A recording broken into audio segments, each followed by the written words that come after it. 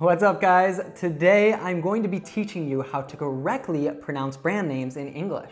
Now, why does it even matter anyways to be able to pronounce brand names correctly? Because they're not real words, right? Well, in fact, brand names are all around us. I'm sure today you've already come in contact or even had to say some sort of different brand name. Like right here, for example, on my shirt, I have a brand, Hollister. Now, that's one of my favorite clothing brands in the United States, but when I came to Barcelona, actually, people here don't say it like that. Here, they say HOLLISTER. And so that was a bit tricky for me the first time I wanted to go find the Hollister store here to be able to say it correctly. So I'm going to help you to avoid having that same kind of complicated situation so that if you go to the United States or you're already there, you can correctly say it and people will understand you.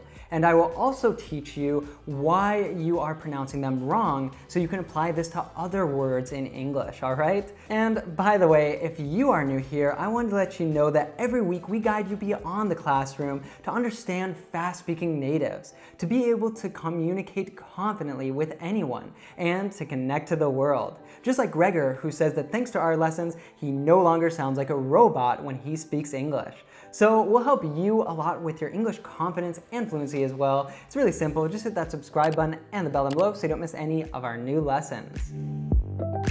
All right, so I think there's probably no better place to start than where we are right now. Okay, so how do you call the website where you're watching this video? So with this one, the correct pronunciation is YouTube, not YouTube or something else like that. And this is really great to look at because we can see that when a word ends in E in English, usually we don't pronounce it. Now, let's look at another one that we can actually see right now. So this computer that I have in front of me, what brand is it? So this is a bit of a tricky word. It's a fruit, apple. So why is this so hard for learners? Now, it's because it has a tricky sound called the dark L. Now, I think this doesn't exist in most languages outside of English. It's a strange sound that we make in the back of our throat. So probably usually when you see an L, you want to do it like here in the front of your mouth, which would be if you have it at the beginning of a word like light, because you do kind of like a flick here. But this is a completely different sound. We say apple. So my tongue is actually down and I'm making it here in the back of my throat. So that one is very difficult, but with some practice, you can learn to make it and pronounce that brand correctly. So quickly before we move on to the next one, just to give you a few more examples of the dark L, you can find it in words like world, full, pill. Now, you might want to even go back and repeat each of those after me so that you can kind of master that sound. Now, the next brand that we're going to look at is probably the most famous social network in the world, or certainly it was for a long time. Now, how would you say this? So if you said Facebook, then you got it right. Now, we don't pronounce again the E at the end of face. We don't make any extra sounds after the K. I've actually heard, I believe in Brazil, they'll say it like Facebook. So that's like a completely different pronunciation. I think Americans wouldn't even really know what you're saying. And another issue that I think most learners would have here is that sound in book. So a lot of learners would say book, but it's not book. It's not a long oo sound. It's actually kind of a short u sound. So it's book, book. All right, now repeat after me, Facebook. Now, the next one, if you like watching movies, you probably have a subscription here. How would you say this one? So it's called Netflix. Now, what's really tricky here is that we have two short vowel sounds. Now, these short vowel sounds are used all the time in English, but they don't exist in a lot of other languages. So first of all, we have that in net, so it's not Nate, it's net. Nate would actually be a man's name. And then flicks, so it's not fleeks or flikes, it's flicks. Now, I think this is sound is actually probably one of the ones that my students in the past have had the most difficulty with. So we actually have a great lesson that Justin made that's going to also make you laugh a lot and that will help you to master that sound. So finally, if you want to search for anything, you probably use this search engine. So how would you say this if you were in the United States? Now this one has all sorts of problems. It's kind of difficult even for me to say. I have actually like the Google Home Assistant, and a lot of times I think it doesn't recognize that I'm saying it because Google is kind of a difficult thing to pronounce. So that's exactly how we'd say it, Google. So we have a long oo sound there first, so goo, and then we have that dark L sound again here, go, Google. So try that with me again, Google, Google. Now, one of the reasons that pronunciation in English is so difficult, as I said, is because we have so many sounds that probably don't exist in your language. So really what it requires is building those muscles of articulation. And we help you a lot to do this in our Real Life Native Immersion course. And actually, you can try it for free with our Power Learning Week, where we will teach you more American secrets of pronunciation, as well as vocabulary, culture, and so much more. So you can sign up for that for free by clicking up at the top or down in the description below. All right, so let's move on from internet businesses. Maybe we're a bit hungry, so we want to head to a restaurant. I'm actually not such a fan of most of these, but anyways, it's great for your pronunciation. So the first one we'll look at is probably one of the most famous in the world, the Golden Arches. How would you call this brand in English? So this one, of course, is McDonald's. So I've heard a lot of learners say like McDonald's or Mickey Donald's or some other kind of weird variation of that. But in fact, we just say Mick, so it's a very short sound there in the beginning. We have that short I sound again, and then Donald's. And Donald's is actually quite difficult because it's got that dark L sound, like in the name of the American president, Donald Trump. So you can practice saying that again, Donald, McDonald's. But maybe you're not such a fan of McDonald's. Maybe you prefer the second most famous burger chain in the world. How would you say this one? So in America, we would call this one Burger King. So burger is actually a very difficult word for learners to say. I think because of that sound, that R that we have in there isn't very common in other languages. And really, that's kind of like a new vowel also when you combine the U and the R. So it's burger. And it's the same actually in both syllables, burger. But in the UK, they would say this a little bit differently. So let's have Andrea show us how she would say this. In England, we would say Burger King. Burger King. All right, and then furthermore, in the word king, we have another difficult sound. It's that NG. So this is actually a nasal sound that we make in our nose. So you should feel kind of like a vibration there. If you don't really feel anything happening in your nose, then you're probably not saying it correctly. You might end up just saying like keen, but it's not keen. That means actually that we really enjoy something or we want to do something, like I'm keen to go to the movies this weekend, but we want to say king. So do you kind of hear that nasal sound, almost as if I were sick? You can also try closing your nose and try saying it again, king. All right, so moving on to the next restaurant.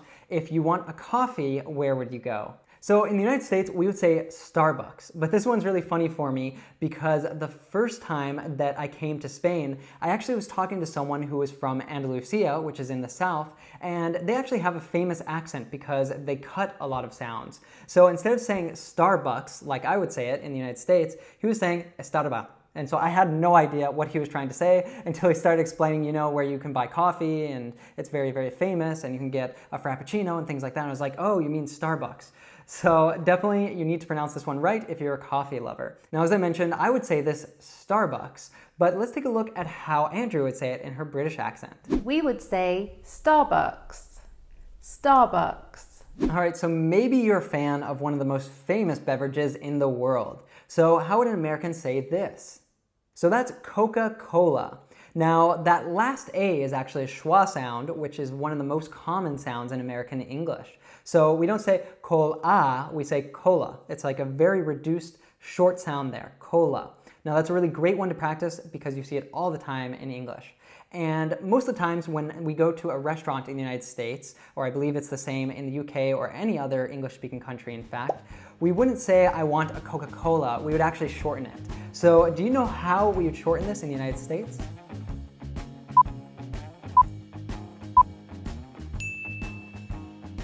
All right, maybe you're a bit tired. Maybe you've been studying or working a lot, and you might want one of these energetic drinks. Now, if you need to ask someone where you could buy this in the United States, how are you going to ask for it? So this is called Red Bull in the United States. So this one is very tricky, I think, depending on where you come from, because some of these sounds might change in other languages. For example, I know I found the name quite funny in Brazil because they called it Red Bull instead of Red Bull. And so make sure you don't make any extra sound after that D. It's just red, like the color, red. And then bull, we have that dark L sound again. So Red Bull.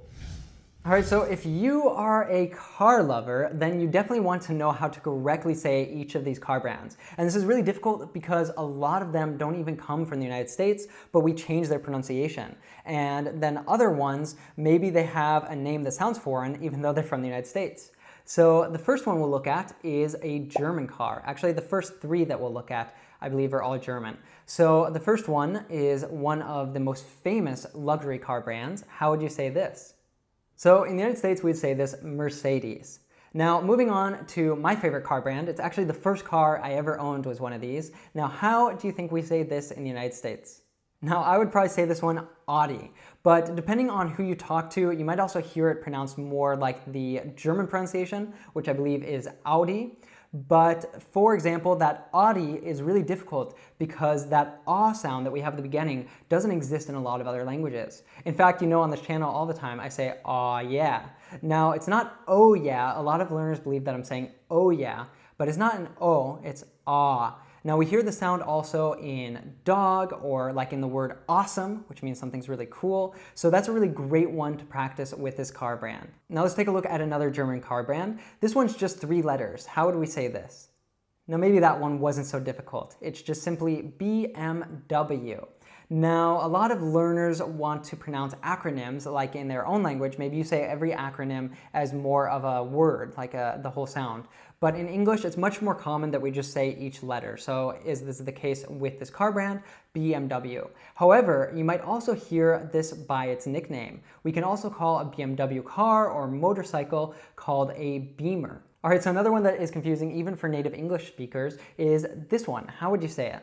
Now, I would probably say this Porsche, but I've also heard a lot of people say Porsche. Now, probably if you say either of these, people will understand you in the United States. It kind of will just depend on your preference. But make sure that you're saying the sounds correct, so it's Porsche. All right, let's take a look at another very famous German car brand. Now, in the United States, we would call this a Volkswagen. Now, it's really important that you pronounce that W not as a V sound, but as a W sound. So, Volkswagen. But if you don't even want to have to mess with that, it's very common in the United States that we call it by its initials. So it would be VW, or we might also call this V-dub as kind of a nickname. All right, let's move out of Germany and move a little bit more south to Italy. How would you call this famous luxury brand? All right, so in the United States, we love our R's, so we would call this Ferrari. Now, let's actually hear how they would call it in the UK. We pronounce this as Ferrari. And really, this always makes me think of that episode of Friends where Joey really wants to pretend that he owns a Ferrari so that he can flirt with girls, and he's wearing all of the gear just so he can seem like he owns a Ferrari for some reason. He attributes those two things. But now let's move over to an American car brand because that's definitely really important that you know how to pronounce. This one's a bit tricky. Let's see if you can get it right. So although this one is American, we pronounce it like as if it were French. So we don't say Chevrolet or something like that. We say Chevrolet. So you should actually just leave off that T sound at the end and pronounce an open E. So Chevrolet. And if you want to make it even simpler, you can just call it by the nickname that we Americans use all the time, and that's Chevy. And if you want to improve your English pronunciation even more, like you are in this lesson with brands, we have another really fantastic lesson that Andrea made all about how to speak English fast. So you'll get some great tips there. They're going to help you to have a little bit more native-like English, or if you don't really care about that, then it will really help you just in understanding natives better. So be sure to check that out at the top or down in the description below after you finish this lesson. I know a lot of people's favorite activity when they go to the United States is shopping, of course, because the United States is a really great place to shop. It's kind of like the home of capitalism. We have so many malls and shopping centers and different streets that you can go down and go to different luxury shops. And I know a lot of people love to go there as well because a lot of times you can find them cheaper than you would in your home country. Now, if you're shopping there and you want to look for a particular brand, then you definitely need to know how to say it like an American would, right? So the first one we're going to look at is one that you might recognize from the series Friends. Let's take a look. Now, maybe a lot of people think that this is a French brand, like a lot of clothing brands are, but it's actually American. And so I've heard a lot of people say Ralph Lauren, but it's actually Ralph Lauren. So Lauren is actually a girl's name as well. I actually have a cousin, Lauren. And so that can be a really great way for you to remember it. It's as if you had Ralph, which is a man's name, and Lauren, which is a woman's name. So Ralph Lauren. And of course, you can also remember that Rachel from Friends worked at Ralph Lauren. Now let's move on to a French brand. How would you say this famous one with the alligator? Now this one in the United States we would actually call Lacoste. So make sure you don't say Lacoste or something like that. It's just like you could ask, what's the cost of the shirt? Lacoste. So then you might also have some jeans that come from this famous brand. How would you say it? Now in the United States, we would call these Levi's. So don't say Levi's or something like that. All right, maybe you're someone who loves shoes. Now there's quite a few shoe brands that are a little bit tricky to pronounce. Now this is definitely one of the most famous ones, and we pronounce it differently in the US or the UK, so I'll give you both. But how would you say this one? Now in the United States, we would call this Nike. Now it's a bit surprising also because, as I told you before, usually in English words we don't pronounce that E that comes at the end. Now I'm not sure why we do this. I believe Nike is actually a Greek god or a Roman god or something like that. And let's take a look at how Andrea would say this, because in the UK they pronounce it differently. In England, we say Nike. Nike. So there you go. That actually makes a lot more sense to me how Andrea says it, but don't say it like that in the United States because people might not know what shoe you're looking for. Now, the most prominent competitor of Nike is probably this one. How would you say it? This one is called Adidas. Now, this actually comes from the founder's name. His name was Adolf Dassler. So it comes from his nickname, Addy, plus the Das part of his last name. So Adidas. But we don't say it like that. We actually shorten it to Adidas. So let's look at how Andrea would say this one. We would say Adidas. Adidas. Now, these boots have been very famous recently. How would you call this brand? Now, in the United States, we would call this Timberland. Now, you probably said something like Timberland or Timberland or something like that. So let's actually look, what is this made of? So timber is basically the product of wood. So like you kind of cut down the trees and then you have timber, which can be used to make all sorts of different products that we make with wood. So the correct pronunciation is timber with that short I. And then the other hard thing that you'll find all the time, any word that ends in land, usually we reduce land to lind. So it's Timberlands. And this is very similar to one of the countries in Northern Europe, which is called the Netherlands, but we call it the Netherlands. We reduce that A to an I sound. So Timberlands, Netherlands. You can remember that. And let's just quickly look at how Andrea would say this one. In England, we pronounce this as Timberland. Timberland. Now, these boots are extremely famous. They're from Australia, and I know in the United States people really like to wear them actually in the winter. They were very popular in Colorado. Maybe you have a pair if you also live in a country where it gets a bit chilly in the winter. So how would you say this? So this one, in fact, is not an acronym. So if you said something like UGGS, then sorry, that's not correct. But we would say it as a very, very short word, just Uggs, Uggs. So it's that schwa sound again, and you can almost think of it, it sounds a little bit to me like something that a caveman would say, ugh. All right, so we just have a few more, guys. So one of the most famous animators all over the world is this one. How would you say it? So an American would say this, Disney. So if you're going to the United States, maybe you want to visit Disneyland. Now, did you hear how I said that? It's Disney. So it's not Disney or Disney or something like that. It's actually just Disney, so that short I sound that we heard earlier. And you might have also heard that, like before I said in Timberlands, we also might say Disneyland. All right, and then maybe you also have some packages delivered by this famous delivery company. How would you say this? So once again, we have an acronym. So as I said before, we usually don't say this as a word. So it's not oops, it's UPS. And then finally, if you want to buy some furniture, you're probably going to go to this place. How would you say it? So this one might have been tricky for you because I'm saying like we don't actually say the acronym as a word, but this isn't actually really an acronym. So we call this place IKEA. All right, and I want to hear from you guys. What do you think is the hardest brand to pronounce in English? You could choose one that I taught you today, or maybe there's another one that I missed, and I could even create another video teaching you those, or maybe I'll create a post over on our Instagram. So comment that down below, and I really hope that you will take these tips I've given you today on pronunciation to heart, so that when you're having a conversation, whether it's with a native or another English learner, that you will be able to speak clearly and people will understand you without any problem. And now it's time to go beyond the classroom and live your English. Aw, yeah. So we often teach our students what to do to improve speaking English, but today we're taking an alternative method and we are going to be telling you the 7 things not to do when speaking in English. So we're going to dive straight into the lesson to help you to be more confident and to know about the things that you should not be doing when speaking in English.